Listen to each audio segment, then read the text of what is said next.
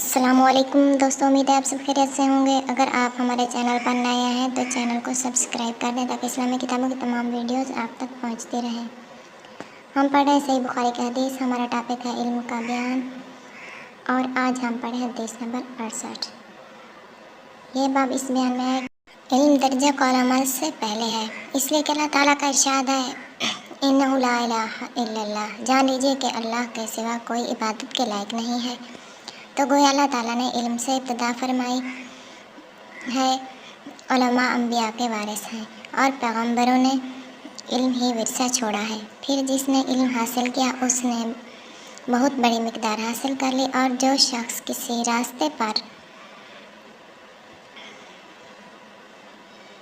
حصول علم کے لیے چلے، اللہ تعالیٰ اس کے لیے جنت کی راہ آسان کر دیتا ہے۔ اور اللہ تعالیٰ نے فرمایا کہ اللہ سے اس کے وہی بندے ڈرتے ہیں جو علم والے ہیں، اور ایک اور جگہ فرمایا اور اس کو عالموں کے سوا کوئی نہیں سمجھتا، اور فرمایا اور ان لوگوں یعنی کافروں سے کہا اگر تم سنتے یا عقل رکھتے تو جہنمی نہ ہوتے، اور فرمایا کیا علم والے اور جاہل برابر ہیں، اور رسول اللہ صلی اللہ علیہ وآلہ وسلم فرمایا جس شخص کے ساتھ اللہ بھلائی کرنا چاہتا ہے تو اسے دین کی سمجھ عنایت کرتا ہے، اور علم تو سیکھنے ہی سے آتا ہے۔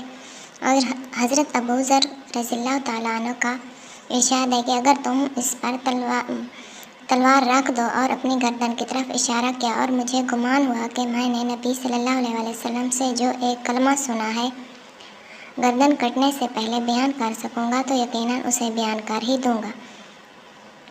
اور نبی کریم صلی اللہ علیہ وآلہ وسلم کا فرمان ہے کہ حاضر کو چاہیے بات غائب کو پہنچا دے۔ اور حضرت ابن عباس رضی اللہ تعالیٰ عنہ نے کہا ہے کہ آیت ربانیین سے مراد حکماء ہے، اور ربانی اس شخص کو کہا جاتا ہے جو بڑے مسائل سے پہلے چھوٹے مسائل سمجھا کر لوگوں کی علمی تربیت کرے۔